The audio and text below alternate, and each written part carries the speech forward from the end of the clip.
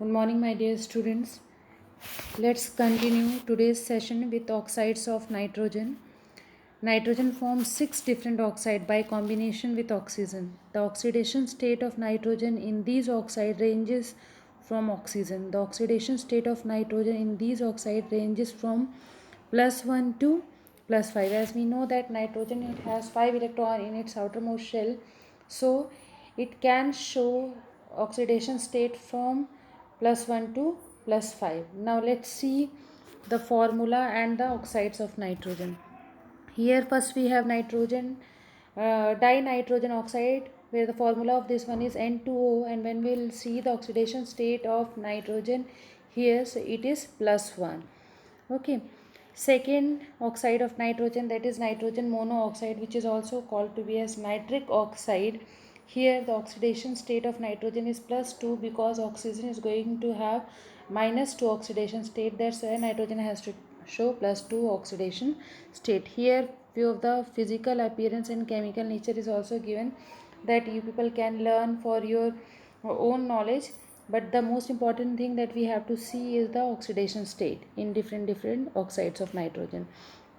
Next is dinitrogen trioxide. Here the oxidation state of this one is +3 because each oxygen is going to have -2 oxidation states. So here we have 3 oxygen, 3 multiplied 2 is 6. That's why nitrogen has to carry +3 charge. Each nitrogen has to carry. Okay. Next is nitrogen dioxide, which is also called which is also taken as nitrogen 4 oxide. Here the oxidation state of nitrogen is +4 because each oxygen is having -2 oxidation state and 2 is having 4, and for a single nitrogen it has to be a +4 oxidation state. Dinitrogen tetraoxide N2O4, the formula of dinitrogen tetraoxide, it also shows +4 oxidation state.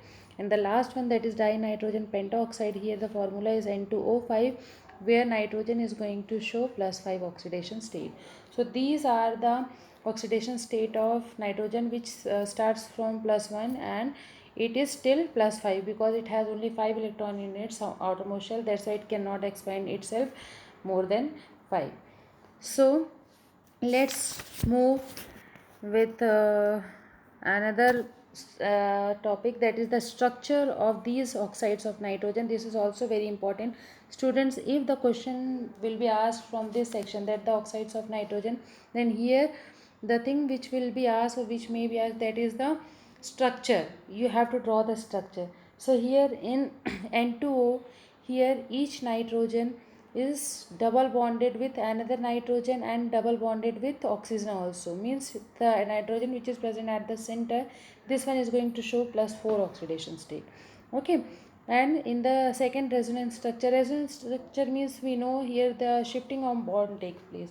Then the second structure, here we have N triple bond with N and single bond with O, that is the resonance structure.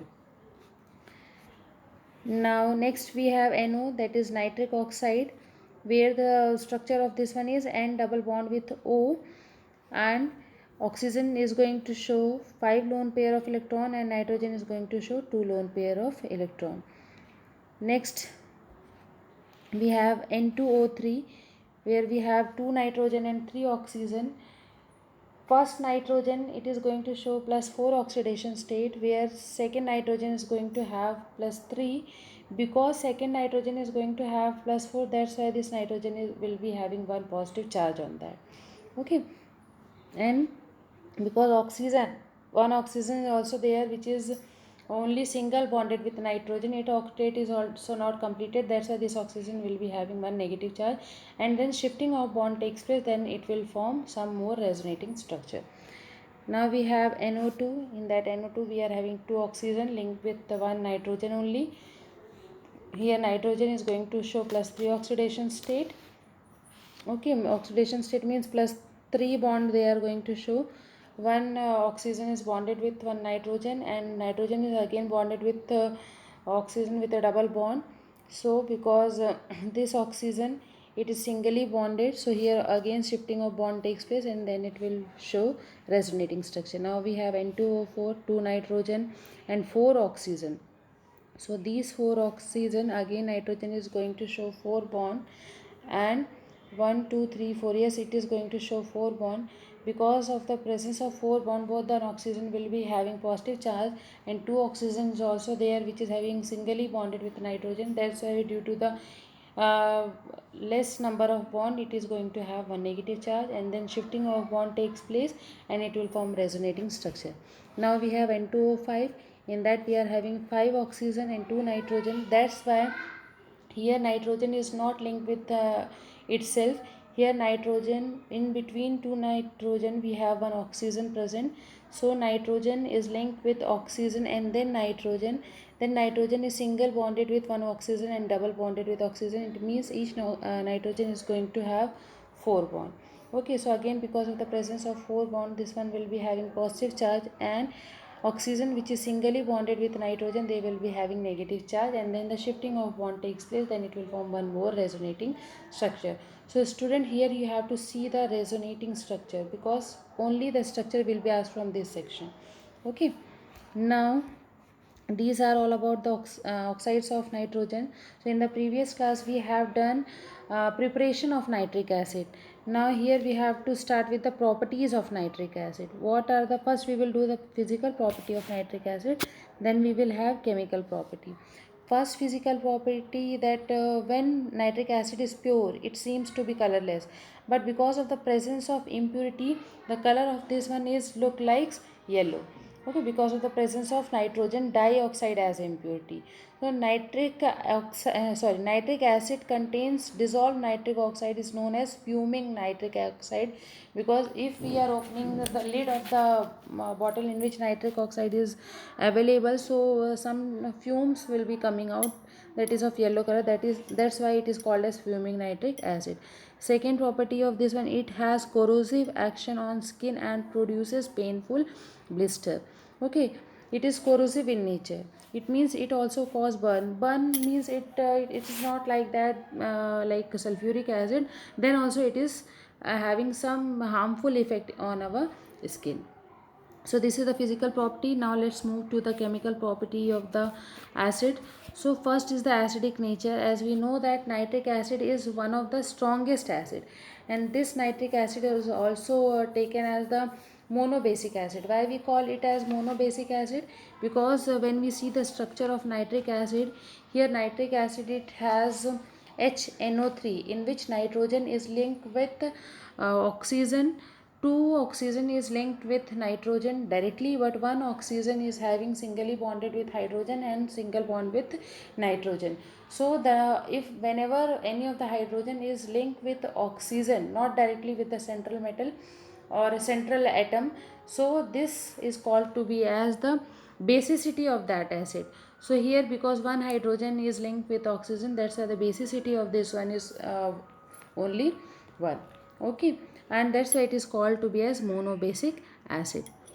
So here to check the acidic nature of this one, when we dissolve this nitric acid into water, it release or it completely ionize to form hydronium ion, that is H3O plus ion and NO3 minus ions.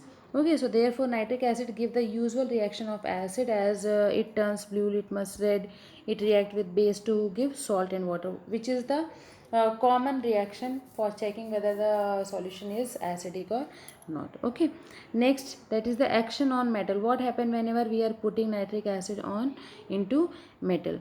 So different products are formed depending upon the concentration of the acid and the activity of the metal, whether the metal is highly reactive or less reactive. Second thing, we have to see whether this nitric acid is diluted or in the concentrated form. So here first we will have the reaction with dilute nitric acid. So magnesium and manganese are the only metal which react with nitric acid, as you people have studied in class 10th also, that whenever we are having the reaction between metal and acids, so always we will be taking either hydrochloric acid or sulfuric acid. We never use nitric acid. Why? Because nitric acid, being a strong oxidizing agent, it do not release hydrogen gas, it turns the hydrogen gas into water molecule. That's why if we need to have a reaction between metal and nitric acid, we have to take very diluted form of nitric acid, isn't it? So only magnesium and manganese are there which are able to react with metal, which are able to react with nitric acid to give hydrogen gas. Okay, so magnesium react with nitric acid to give magnesium nitrate plus by the release of hydrogen gas. Then we have manganese, again nitric acid, then manganese nitrate plus hydrogen gas. More reactive metal like zinc, it react with cold dilute nitric acid to form ammonium nitrate. These are the reaction. Okay, after that, if we will be taking hot dilute nitric acid, then the ammonium nitrate is formed. So it decomposed, resulting in the production of N2. As see, look at the structure here. We have zinc react with the nitric acid, then it will give rise to zinc nitrate plus N2O, that is dinitrogen oxide plus water molecule.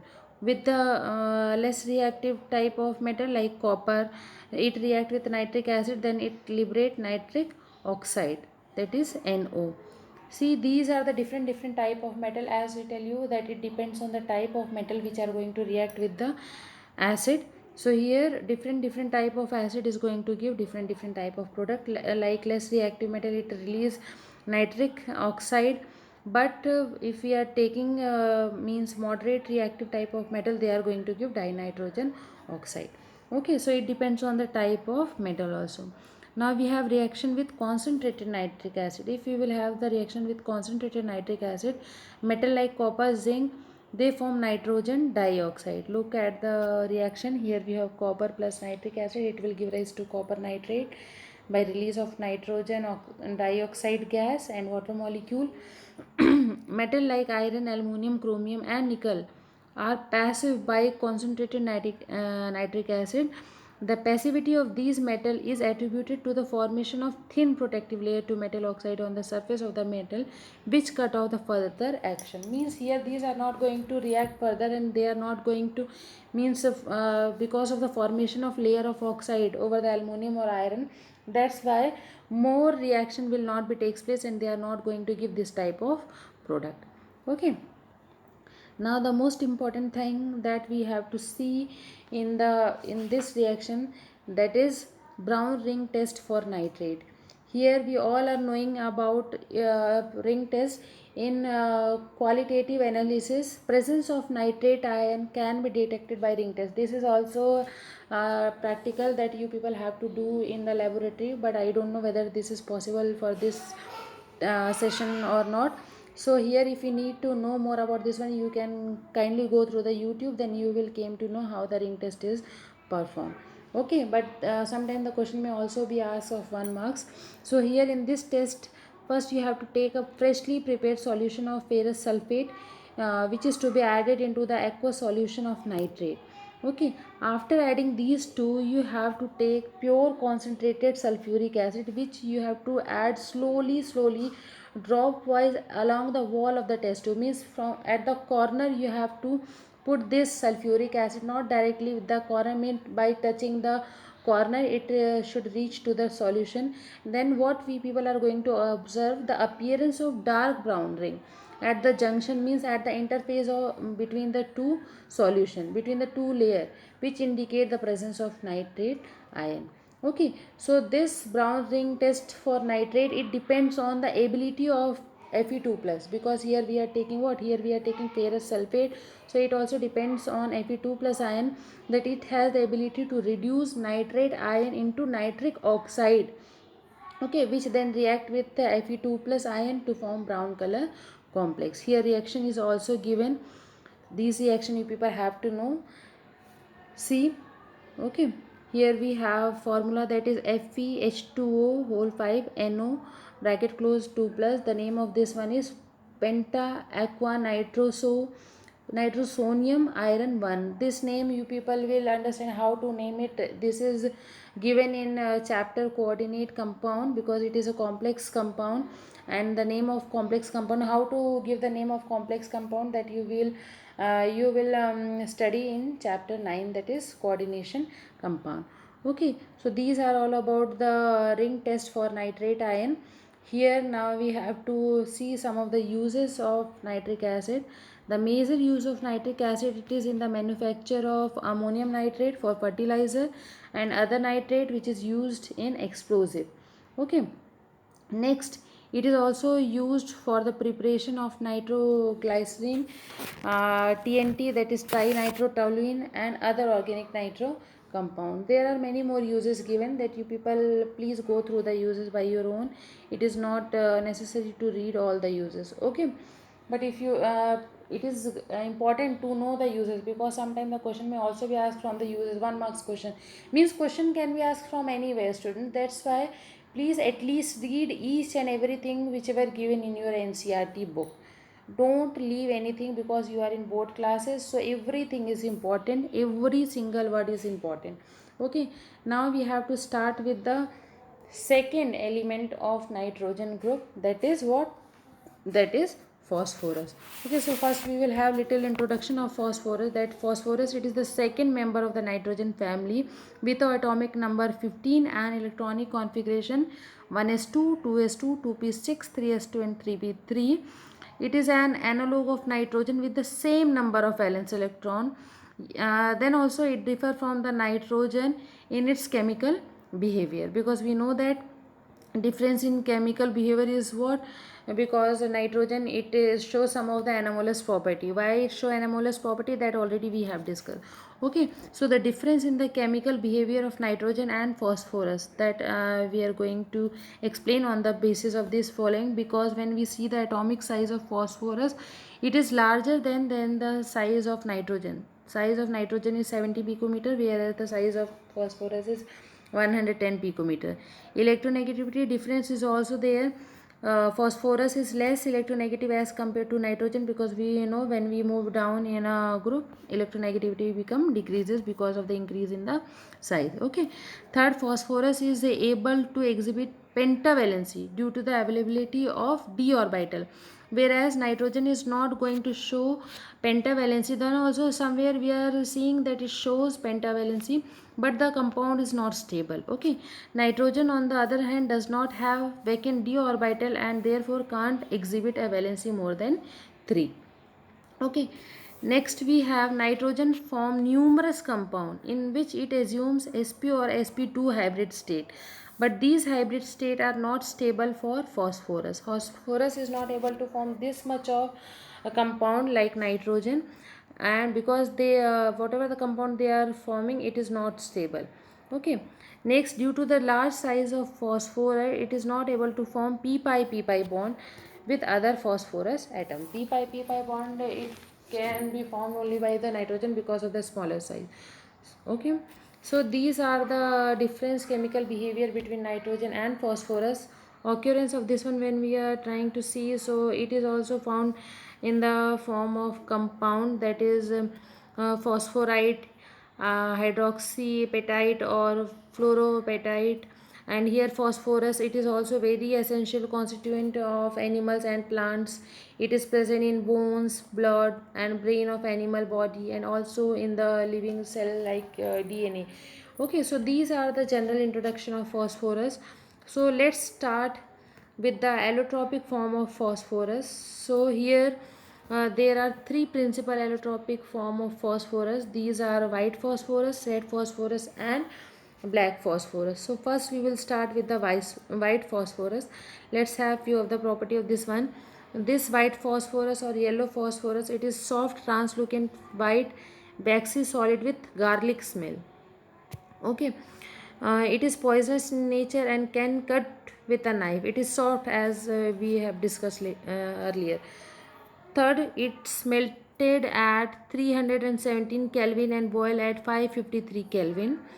Next, it dissolved in boiling NaOH solution in an inert atmosphere, giving phosphine.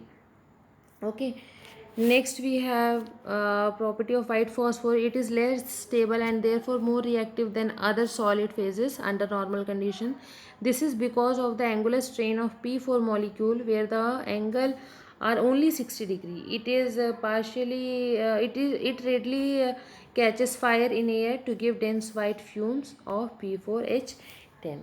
Okay, now here we have, whenever we are seeing it dissolve in boiling NaOH solution in an inert atmosphere. Okay, inert atmosphere we have to provide here. Then it dissolve into the solution of what sodium hydroxide, then it will give rise to phosphine. See here the reaction is given, P4 plus NaOH plus H2O, it will give phosphine. Okay, and then sodium hypophosphite. These are all about the white phosphorus. After that we are having red phosphorus. Here one more reaction is given, P4. P4 is the formula for both white phosphorus and also and for the red phosphorus. Here P4, when it come in contact with oxygen, okay, it catches fire in air and it gives a fume of P4O10. Okay, it consists of discrete tetrahedral P4 molecule. It is shown here. Look at the structure here. The angle between P is 60 degrees. Okay, now let's talk about the red phosphorus. It is prepared by heating white phosphorus about 573 Kelvin in an inert atmosphere of nitrogen for several hours. This white phosphorus, when they are present below 573 Kelvin, it exists as white phosphorus, but whenever we are heating this one above 573 Kelvin, it changes into red phosphorus in an inert atmosphere. Okay. Now you look at the properties of this one. It is hard crystalline solid without any smell. It is non-poisonous in nature. It is insoluble in water as well as in carbon disulfide. It is denser than white phosphorus. It is more stable and relatively less reactive. It consists of tetrahedral unit of P4 linked to one another to constitute linear chain. Here you already had seen the structure. Okay, so these are all about the red phosphorus.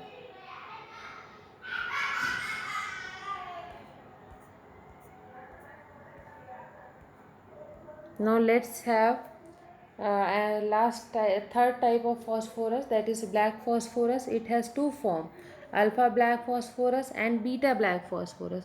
Alpha black phosphorus is formed when red phosphorus heated in a sealed tube at 803 Kelvin, then it will form alpha black phosphorus.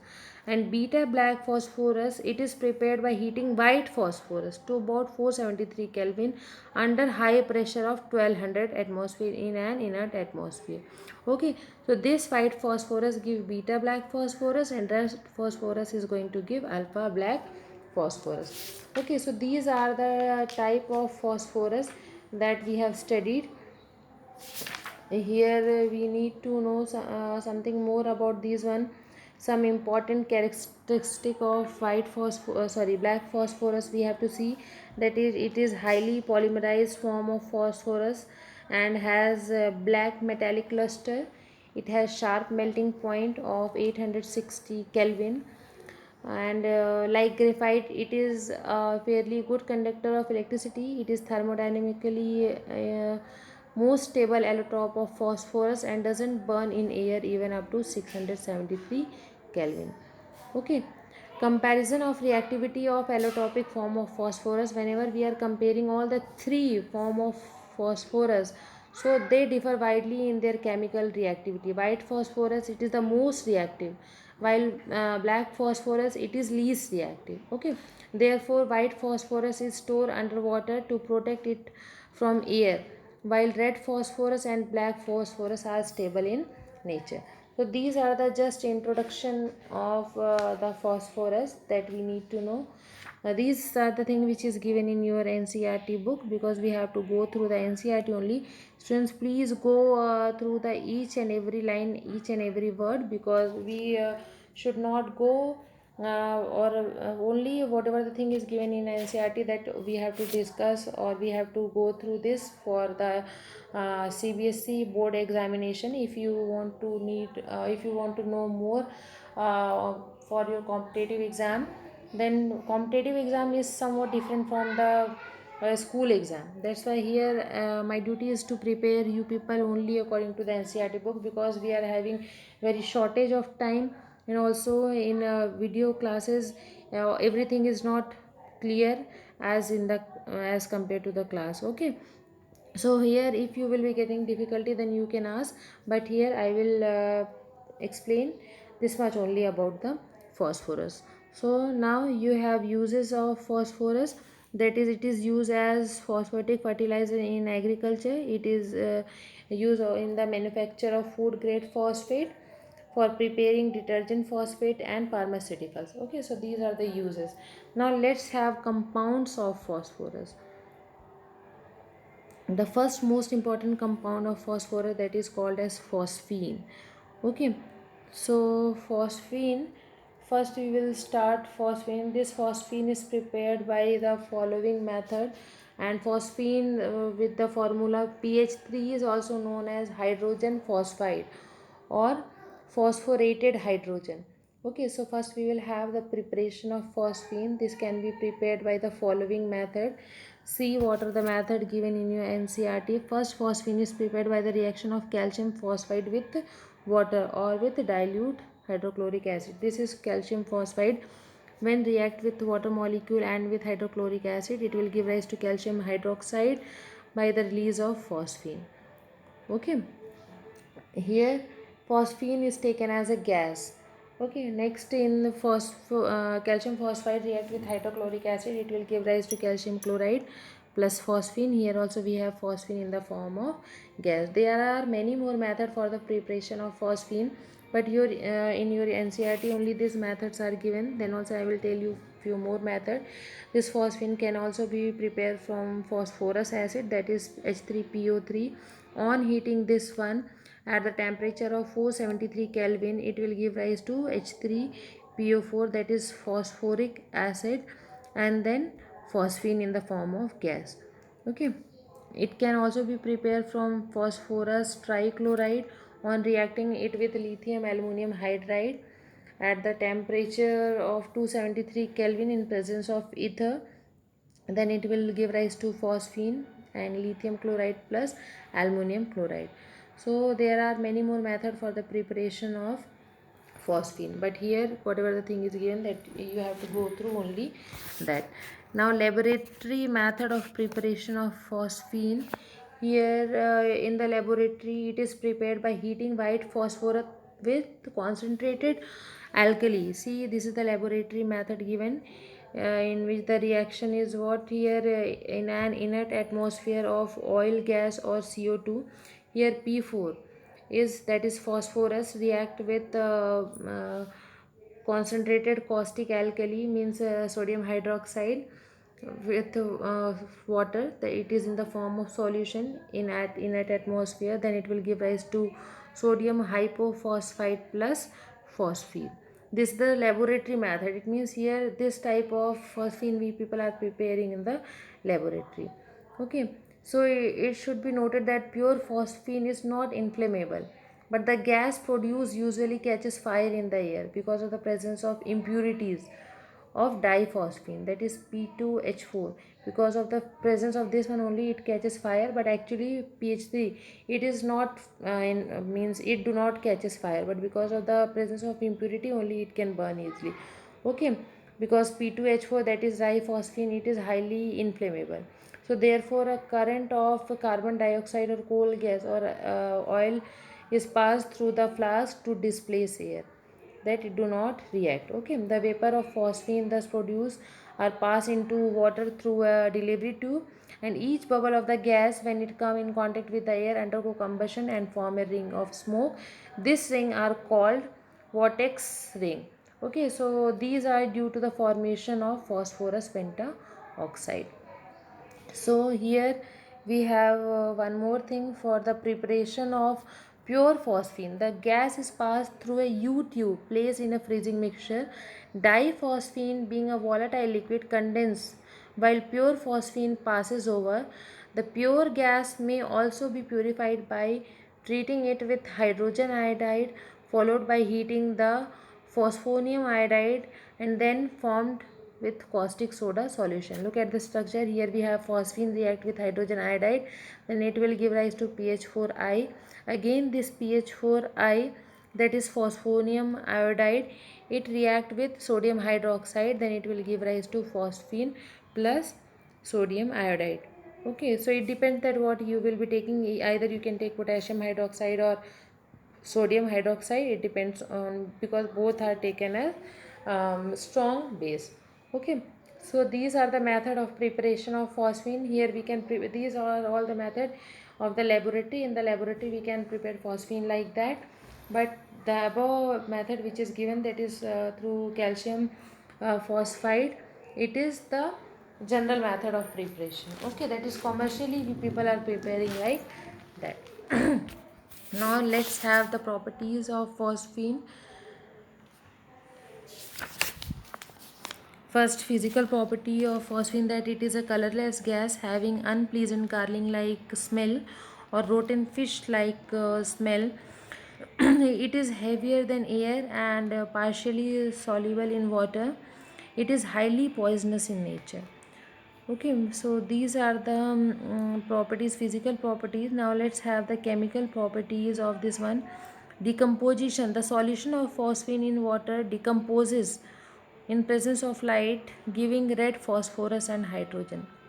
Okay, we know that decomposition can take place either in the presence of light or heat or electricity. So here the decomposition takes place in presence of light, and it will give rise to phosphorus and hydrogen gas. Second chemical property, that is the combustibility. Pure sample of phosphine is not inflammable, that we have discussed earlier. So it burn in air or oxygen when heated at the temperature of 423 Kelvin. Okay, so phosphine react with oxygen on giving the temperature, then it will give rise to P2O5 and water molecule. That is the combustible nature of phosphine. Phosphine is actually inflammable, but on heating, on increasing the temperature, it react with oxygen and then it will give rise to compound. Okay. Phosphine is also taken as the weakly base like ammonia. Ammonia also shows basic character. So this phosphine is also show basic character, but it is a weak base, even weaker than ammonia also. It react with hydrochloric acid or hydrogen bromide or hydrogen iodide to give phosphonium compound. Look at the reaction here. We have phosphine react with hydrogen bromide, then it will form phosphonium bromide or phosphonium chloride. Okay, so these are the chemical properties of phosphine. Now let's have the uses of phosphine. This phosphine is used for making home signal. Container containing calcium carbide and calcium phosphide are pierced and thrown in the sea. The mixture of gases evolve, burn spontaneously due to the presence of P2H4 and serve as signal. Whenever means at the very early time, people when they were having a battle at them, means fight between two countries, so at that time they were throwing these balls of phosphine because they can catch as fire, means P2O4, that is diphosphine. It burns easily and it shows as a signal to stop the fight. Okay. It is also used for making smoke screen in warfare. Whenever there is a war, so for going one place to another place, when this type of phosphine is thrown, it produces smoke, and in that smoke, the people can move from one place to another place, and they can hide itself. Okay, so these one marks question will also be asked from this section. What are the uses of phosphine? Now let's have the another compound of phosphorus, that is phosphorus halide, phosphorus trichloride and phosphorus pentachloride. So first we will have phosphorus trichloride. This phosphorus trichloride with the formula PCl3, it can be prepared or it can be obtained by passing dry chlorine over heated white phosphorus. See here we have P4 react with Cl2, it will give rise to PCl3. It is also obtained by the action of thionyl chloride, that is SOCl2 with white phosphorus, then it will give rise to a phosphorus trichloride. Okay, these are the very easy method of preparation. This method of this is a laboratory method of preparation in which phosphorus react with chlorine. It is more conveniently prepared in the laboratory by heating white phosphorus in a current of dry chlorine. and passes trichloride, phosphorus trichloride distills over, and it will give rise to phosphorus trichloride. Okay, so here we will have the physical property of this one, that is, it is colorless oily liquid with fumes. Its boiling point is 347 Kelvin and freezing point is 161 Kelvin. It has pungent smell. Now we have phosphorus pentachloride. So phosphorus pentachloride, it can be prepared, first it can be prepared by the reaction of white phosphorus with the excess of dry chlorine. See, here we have phosphorus with chlorine, then it will give rise to phosphorus pentachloride. It can also be prepared by the action of this thionyl chloride. Not, this is not thionyl chloride, sorry. It is prepared by the sulfuryl chloride, that is SO2Cl2. Then it will give rise to PCl5, that is phosphorus pentachloride plus sulfur dioxide. And again, the earlier one in which it can be prepared in the laboratory by just passing the chlorine gas over the phosphorus, then it will give rise to phosphorus pentachloride. Okay, now let's have the physical property of this phosphorus pentachloride. Here it is yellowish white crystalline solid with pungent odor, and second, it fumes in moist. On heating, it sublime at 433 Kelvin. So these are the physical property. Here we also have the chemical property of phosphorus penta and trichloride both. For phosphorus pentachloride, the thermal stability of this one, when heated, it dissociate into PCl3 and Cl2. Okay, so it is not as much stable, it is less stable, that's why it suddenly decompose and give rise to phosphorus trichloride and release chlorine Cl2.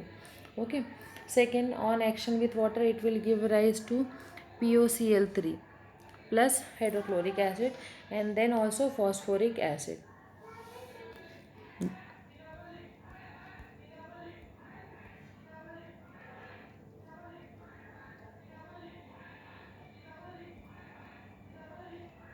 Look at the structure. Here we also have the structure of phosphorus pentachloride. These are very important, student. See, whenever we are making the structure of phosphorus pentachloride, here it has 5 bond with chlorine. The 3 bond, that is called as equatorial bond, which is smaller, and the axial bond is greater than the equatorial bond. The bond length of axial bond is 240, and this structure is taken as the stable form, because if we will be taking and one more type of structure is there, but that structure is not stable. So always it is asked that which structure, two structure will be made, and it is asked that which structure is more stable. So you have to write this structure is more stable, because here the repulsion, less repulsion is there, so less repulsion will be more stable. If the repulsion is more, then the structure will be less stable. Okay, see, everything is written here. That's why I told you to kindly please go through the NCERT book, because everything is given, and if you will read it carefully, then you will came to know each and every point. Okay, so most of the time question is asked that which structure is more stable. Now see, oxo acids of phosphorus, like the oxo acids of nitrogen also we have done. Here also you have to see the oxo acids of phosphorus. Here formula is given and the oxidation state of each is also given. Again, if the basicity is asked, so basicity is what? In which the hydrogen is linked with oxygen, only these hydrogen can be replaced. If we are having hydrogen linked with the phosphorus directly, so this hydrogen can never be replaced. Okay, hydrogen can only be replaced if it is linked with oxygen and then phosphorus. Okay, so that is called as the basicity. So here, because in H3PO2, here we have only one hydroxide, so that's why the basicity of this one is only one. Okay, in the second structure, here we have two OH, in which hydrogen is linked with oxygen directly, that's why the basicity of this one is 2. Okay, so always take care that how many hydrogen is linked with oxygen and then phosphorus. Okay, it should not be directly linked with the central atom, that is called as the basicity. Whenever you are talking about the oxo acid, you have to go through the basicity and the structure only, nothing else. Okay, and about the oxidation state, you know how to calculate the oxidation state, that already we have done in class 11. See, these are the structure. Okay, see, these all structure you people need to know. Any of the formula will be given in your exam, and it is asked you draw the structure, because structure will surely be asked, and from this chapter only, and this, and after this we have D block. From these two chapters structure will be asked. Okay, so please practice these all structure. This will help you to get 1 marks. Okay, and also the oxidation state, if you know the structure, then you can easily calculate the oxidation state, and you will also easily came to know the basicity, because here see, in the first structure we have 3 hydroxide, it means the basicity of this one is 3. In the second we have 4 hydroxide, it means the basicity of this one is 4. Okay, so it depends on the number of hydrogen uh, linked with oxygen. So for today we have this much only, students. In the next class we will start with the atoms of or elements of group 16. For today we have this much only. Thank you so much for hearing me. Piho.